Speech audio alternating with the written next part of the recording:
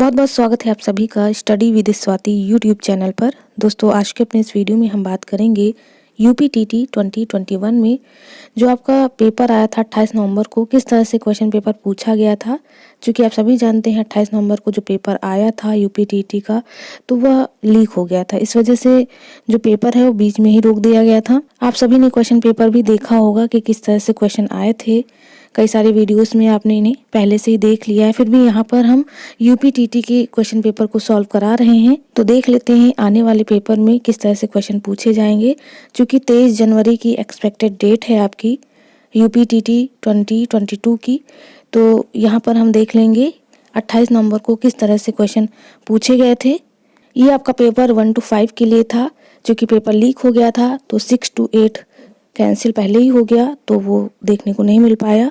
यहाँ पर हम सब्जेक्ट वाइज चीज़ों को देखेंगे, जिसमें पहला है हमारा बाल विकास एवं शिक्षण विधि। किस तरह से child development and teaching method से क्वेश्चंस पूछे गए थे, यहाँ पर आप देख सकते हैं। साथ ही अगर हम बात करें हिंदी सब्जेक्ट की, तो यहाँ पर ये तो आपका पूरा बाल विकास हो गया। ठीक है, इसको हम सॉल्व भी कराएंगे सब्जेक्ट वाइज। जो भी सब्जेक्ट हैं 30 क्वेश्चंस इनको सॉल्व करके बताया जाएगा। ये आपके 30 क्वेश्चंस हो गए बाल विकास से। उसके बाद लैंग्वेज की बात करें तो ये आपका हिंदी लैंग्वेज है, पार्ट 2 है। ये आपके हिंदी के क्वेश्चंस हैं। इस तरह के क्वेश्चंस पूछे गए थे 28 नवंबर के क्वेश्चन पेपर में, तो आप इन्हें भी देख सकते हैं। इन सभी के आंसर भी बताए जाएंगे, इन सभी को सॉल्व भी कराया जाएगा। उसके बाद नेक्स्ट क्वेश्चन पेपर है हमारा भाग 3 यानी पार्ट 3 है हमारा, जो कि है इंग्लिश लैंग्वेज से। किस तरह से इंग्लिश के क्वेश्चन पूछे गए थे उन्हें भी आप देख सकते हैं। तो लाइन से हम सभी क्वेश्चंस को देख ले रहे हैं सब्जेक्ट वाइज, और इनका अलग अलग से आपको जो वीडियो है वो बताया जाएगा। उसके बाद आएगा संस्कृत, हमारा लैंग्वेज 2 है। इसमें इंग्लिश या संस्कृत में चूज करना रहता है, तो इसे भी आप देख लीजिए। ये सारे क्वेश्चंस पूछे गए थे 28 नवंबर को। उसके बाद नेक्स्ट हम देख लेते हैं, ये आप लाइन से इन्हें देखते जाइए। उसके बाद नेक्स्ट है हमारा मैथमेटिक्स, गणित का है ये पेपर। तो इस तरह के क्वेश्चन आए थे 28 नवंबर को, और हो सकता है आने वाले एग्जाम में भी ऐसे ही कुछ क्वेश्चन पूछे जाएं। सभी तो नहीं पूछे जाएंगे क्योंकि पेपर इजी था, हो सकता है इस बार टफ आए। तो आप इन क्वेश्चंस को भी ज़रूर देखें, ज़रूर लगा करके जाएं। तो ये आपका गणित का क्वेश्चन पेपर था। ये सारे क्वेश्चन इंपॉर्टेंट है आपके एग्ज़ाम के पॉइंट ऑफ व्यू से, आप इन्हें देख सकते हैं। उसके बाद हम आगे बढ़ते हैं। गणित के बाद आपका ईवीएस का पार्ट मिलेगा, यानी पर्यावरण अध्ययन का, तो उसे भी हम देख लेते हैं। तो ये रहा है हमारा पर्यावरण अध्ययन यानी इन्वायरमेंटल स्टडीज़। तो इससे कैसे क्वेश्चन पूछे गए थे। अगर हम पर्यावरण अध्ययन की बात करें तो कुछ क्वेश्चन टफ थे इसमें, बाकी लगभग सभी आपके इजी क्वेश्चंस थे। तो इन्हें भी आप देख सकते हैं, ये सारे क्वेश्चन पूछे गए थे। तो इन्हें हम अभी कंप्लीट करेंगे। आज के अपने इस वीडियो में हम सीडीपी के क्वेश्चंस कंप्लीट कराएंगे, जिसमें आपके 1 to 30 क्वेश्चंस देखने को मिलेंगे। तो दोस्तों, आज के अपने इस वीडियो को हम शुरू करेंगे बाल विकास एवं शिक्षण विधि यानी child development and teaching method के क्वेश्चन से, जिसमें हम 1 to 30 क्वेश्चंस देखेंगे जो कि आपके एग्जाम में पूछे गए थे। तो यहाँ पर पहला क्वेश्चन देख लेते हैं। निम्न में से कौन सा थॉर्नडाइक द्वारा दिया गया अधिगम का मुख्य नियम नहीं है। प्रीवियस वीडियो मैंने थॉर्नडाइक के मुख्य नियम और गौड़ नियम बताए थे। मुख्य नियम मैंने 3 बताए थे, गौड़ नियम मैंने 5 बताए थे। तो देखिए आपके रेपिटेटिव क्वेश्चंस ही पूछे गए हैं जो कि आपके एग्जाम में प्रीवियस ईयर में भी पूछे गए थे। तो यहाँ पर अगर हम मुख्य नियम की बात करें तो आप सभी को पता है 3 नियम है, तत्परता का नियम, अभ्यास का नियम और प्रभाव का नियम। पूछा है इसमें से मुख्य नियम नहीं है। कौन सा मुख्य नियम नहीं है, तो अभिवृत्ति का नियम, यह जो है यह आपका मुख्य नियम नहीं माना जाएगा। बाकी तीनों करेक्ट हो जाएंगे, आंसर आपका 4 हो जाएगा 1 का। नेक्स्ट क्वेश्चन नंबर 2 देख लेते हैं। क्वेश्चन नंबर 2 पूछा है कोहलर तथा कोफा के अनुसार सीखना होता है, यानी जो कोहलर हैं, कोफा हैं, इन्होंने कौन सा सीखने का नियम दिया है। आपको याद होना चाहिए, इसको भी मैंने प्रीवियस वीडियो में बताया था कि जो कोहलर, कोफा और वर्दिमल है ये गेस्टाल्टवादी हैं, इन्होंने सूझ का सिद्धांत दिया है। तो करेक्ट आंसर यहाँ पर 2 का 3 हो जाएगा। नेक्स्ट क्वेश्चन नंबर 3 देख लेते हैं। 3 पूछा था सामाजिक निर्माणवाद के जनक कौन थे?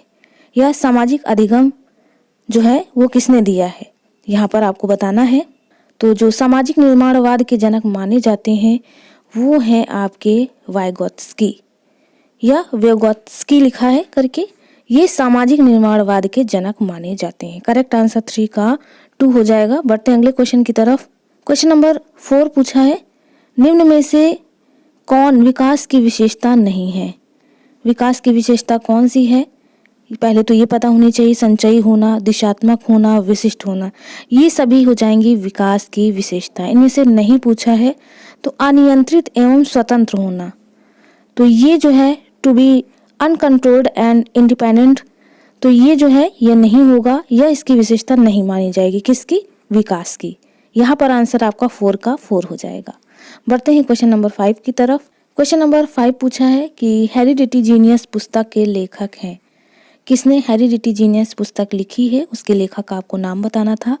तो यहाँ पर 5 का देखिए आंसर लगा हुआ है, गाल्टन महोदय जी हैं हेरिडिटी जीनियस पुस्तक के लेखक। बढ़ते हैं क्वेश्चन नंबर 6 की तरफ। 6 पूछा था संज्ञानात्मक संप्राप्ति का न्यूनतम स्तर है। कौन सा संज्ञानात्मक संप्राप्ति न्यूनतम स्तर है? लोअर लेवल पूछा था कॉग्निटिव अचीवमेंट का, इनमें से आपको बताना था। तो अगर हम बात करें lowest level of cognitive achievement की, तो यहाँ पर आ जाएगा नॉलेज यानी ज्ञान। सबसे पहले नॉलेज होता है, ज्ञान, फिर उसके बाद बोध यानी अंडरस्टैंडिंग रहेगा, उसके बाद एप्लीकेशन, फिर इवैल्यूएशन। तो इस तरह से आप इसके स्तर को लगाएंगे तो न्यूनतम स्तर जो होगा वो आपका ज्ञान होगा।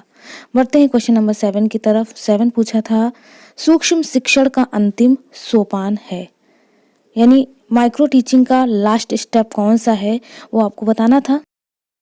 तो दोस्तों अगर हम माइक्रो टीचिंग के स्टेप्स की बात करें कि कौन सा स्टेप है, पहले तो स्टेप्स आपके 6 होते हैं, आप सभी को पता है, ठीक है। 36 मिनट का एक स्टेप आपका 6 मिनट का होता है। इस तरह से आपके 6 स्टेप 36 हो गए टोटल, ठीक है। उसके बाद यहाँ पर अगर हम देखें पहला स्टेप, तो फर्स्ट स्टेप होगा पाठ योजना। आप पाठ योजना बनाएंगे, फिर शिक्षण करेंगे, प्रतिपुष्टि देंगे, फिर पुनः नियोजना, पुनः शिक्षण और पुनः प्रतिपुष्टि। तो इस तरह से जो आपका आंसर आएगा वो आपको देखने को मिलेगा। आंसर आएगा 3 री फीडबैक यानी पुनः प्रतिपुष्टि। इस तरह से आप किसके स्टेप भी आप जान पाए होंगे कि कौन कौन से स्टेप होते हैं अगर हम माइक्रो टीचिंग स्टेप्स की बात करें। उसके बाद नेक्स्ट क्वेश्चन था आपका गिलफोर्ड के अनुसार अपसारी चिंतन में आवश्यक है। According to Guilford divergent thinking requirement कौन सी होती है? तो देखिए अगर हम बात करें जेपी गिलफोर्ड महोदय की, तो उन्होंने अपसारी चिंतन में आवश्यक जो माना है वो विचार प्रवाह यानी फ्लुएंसी ऑफ आइडियाज को माना है। करेक्ट आंसर यहाँ पर 8 का 2 हो जाएगा। बढ़ते हैं अगले क्वेश्चन की तरफ। क्वेश्चन नंबर 9 पूछा था मस्तिष्क उद्वेलन विधि के प्रतिपादक कौन है?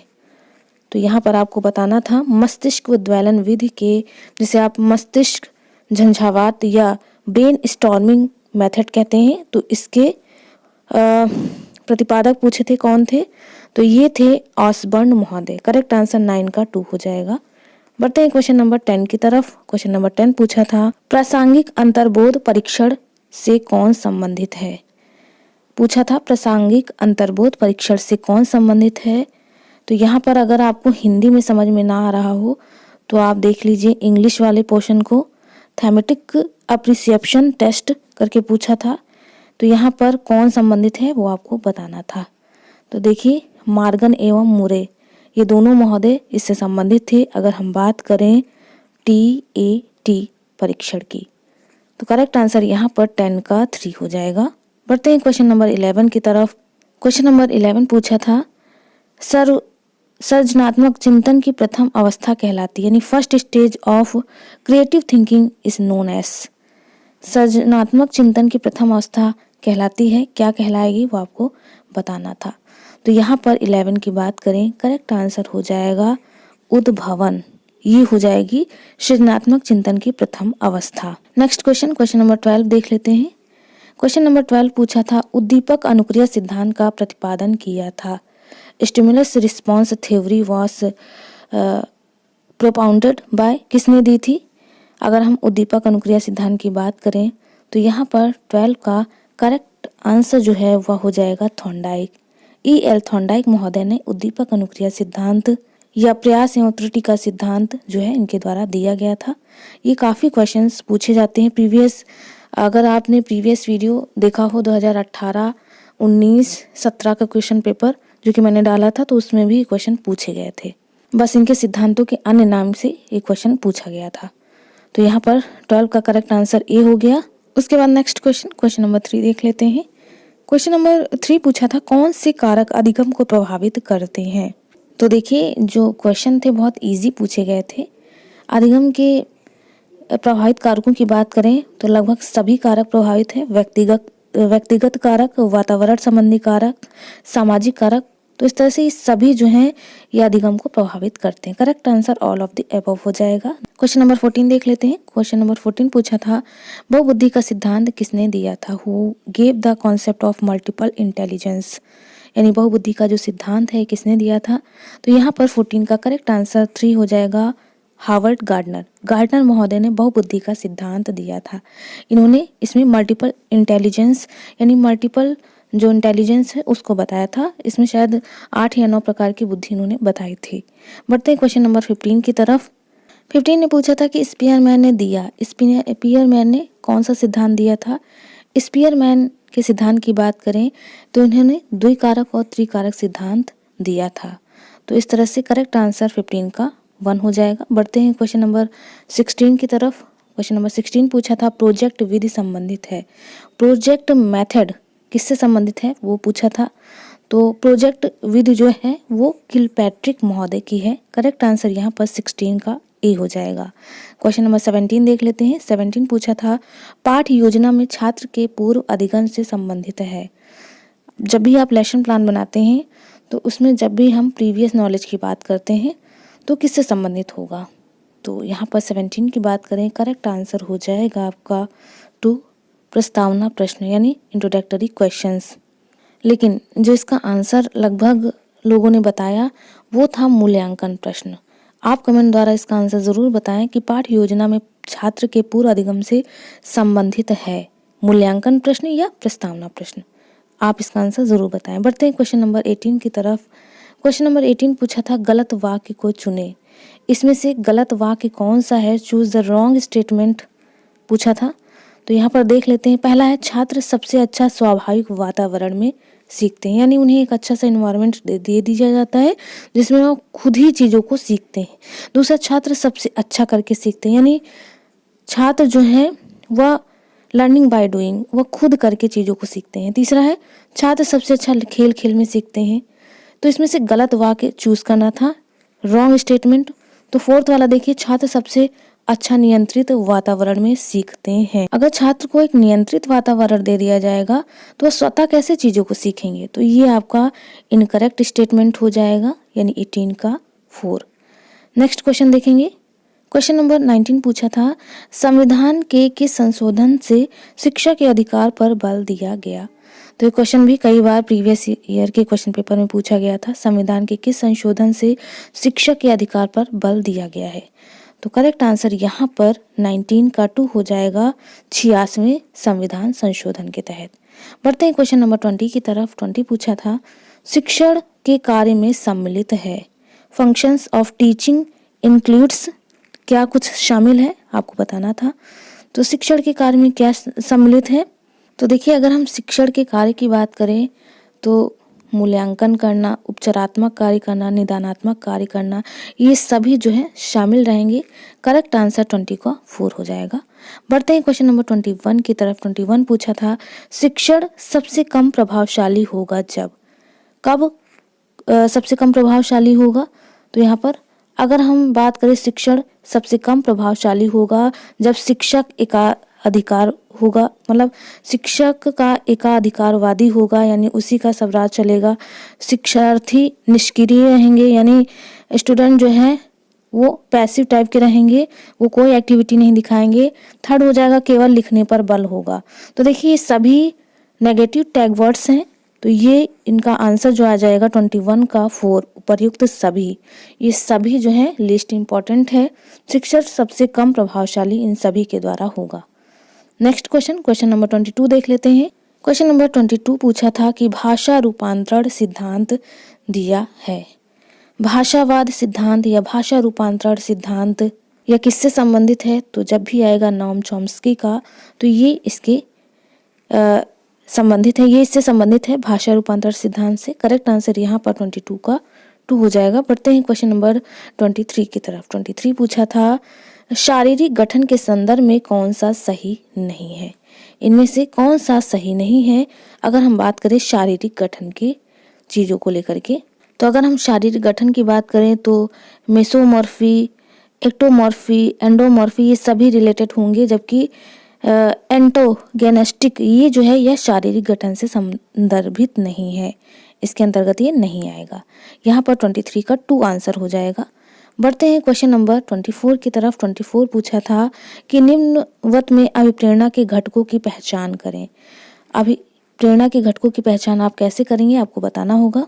अभिप्रेरणा के घटकों की पहचान की बात करें तो आवश्यकता भी होगा, अंतर्नोद भी होगा, प्रोत्साहन भी होगा।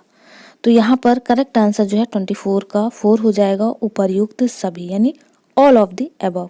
नेक्स्ट क्वेश्चन देखेंगे। क्वेश्चन नंबर 25 पूछा था कि मनोविश्लेषणात्मक सिद्धांत के प्रतिपादक हैं, किन्होंने मनोविश्लेषणात्मक सिद्धांत दिया है? तो यहाँ पर 25 की बात करें, करेक्ट आंसर जो है वह हो जाएगा ए सिगमंड फ्रायड। इन्होंने मनोविश्लेषणात्मक सिद्धांत दिया है। क्वेश्चन नंबर 26 देख लेते हैं। 26 पूछा था कि निम्नलिखित में से कौन स्किनर द्वारा प्रतिपादित अधिगम के सिद्धांत से संबंधित नहीं है? यहाँ पर 26 की बात करें तो 26 की बात करें, करेक्ट आंसर यहाँ पर 3 हो जाएगा, त्रुटियों के माध्यम से सीखना। यह स्किनर द्वारा प्रतिपादित सिद्धांत से संबंधित नहीं है। त्रुटियों के माध्यम से सीखना यह थॉर्नडाइक महोदय के अनुसार है। ठीक है, तो यहाँ पर यही आपका आंसर हो जाएगा। बढ़ते हैं क्वेश्चन नंबर 27 की तरफ। 27 पूछा था कि विभिन्न योग्यताओं एवं रुचियों वाले विद्यार्थियों हेतु कौन सा मूल्यांकन अधिक उपयोगी होगा? इसमें से आपको बताना है। तो इसका भी आंसर बिल्कुल सही है, कॉन्टिन्यूअस एंड कॉम्प्रिहेंसिव इवैल्यूएशन यानी सतत एवं व्यापक मूल्यांकन। यह जो है यह योग्यताओं एवं रुचियों वाले विद्यार्थी हो तो बहुत ही उपयोगी माना जाएगा अगर उनका सतत एवं व्यापक मूल्यांकन किया जाएगा। बढ़ते हैं क्वेश्चन नंबर 28 की तरफ। तो अगर हम ब्लूम के वर्गीकरण की बात करें संज्ञानात्मक पक्ष की, तो इससे संबंधित नहीं जो होगा वह है चरित्र निर्माण। बाकी ज्ञान, अवबोध, अनुप्रयोग और विश्लेषण ये सभी जो है वो ब्लूम टैक्सोनॉमी से रिलेट करेंगे यानी रिलेटेड होंगे। नेक्स्ट क्वेश्चन नंबर 29 देख लेते हैं। 29 पूछा था निम्न में से कौन सा शिक्षण का स्तर नहीं है? कौन सा शिक्षण का स्तर नहीं है वो आपको बताना है। 29 की बात करें तो यहाँ पर 29 का करेक्ट आंसर हो जाएगा 4 प्रत्यावर्ती स्तर। स्मृति स्तर, अभिप्रेरणा स्तर, अवबोध स्तर ये सभी जो हैं वह शिक्षण का स्तर है, जबकि प्रत्यावर्ती स्तर इससे संबंधित नहीं होगा। नेक्स्ट क्वेश्चन नंबर 30 देख लेते हैं। क्वेश्चन नंबर 30 पूछा था कि विकास के मनोसामाजिक सिद्धांत का प्रतिपादन किसने किया था? तो विकास के मनोसामाजिक सिद्धांत का प्रतिपादन एरिक्सन महोदय ने किया। करेक्ट आंसर 30 का 2 हो जाएगा। तो दोस्तों इस तरह से यहाँ पर आज के इस वीडियो में हमने लगभग 30 क्वेश्चंस कंप्लीट कराए जो कि आपके एग्जाम में पूछे गए थे 28 नवंबर 2021 के क्वेश्चन पेपर में। तो आने वाले एग्जाम की जो डेट है वह 23 जनवरी बताई जा रही है, 23 जनवरी 2022। तो देखते हैं कोई भी नोटिफिकेशन मिलता है तो आपको अपडेट कराया जाएगा। साथ ही नेक्स्ट वीडियो की बात की जाए तो नेक्स्ट वीडियो में हम हिंदी लैंग्वेज के क्वेश्चंस को कंप्लीट कराएंगे 1 to 30 क्वेश्चंस। तो इन सभी को एक्सप्लेन करके चीज़ों को बताया जाएगा। चलिए दोस्तों मिलते हैं अपने एक नेक्स्ट वीडियो में एक नए टॉपिक के साथ। तब तक के लिए आप सभी का बहुत बहुत धन्यवाद। Thank you friends, keep watching and share to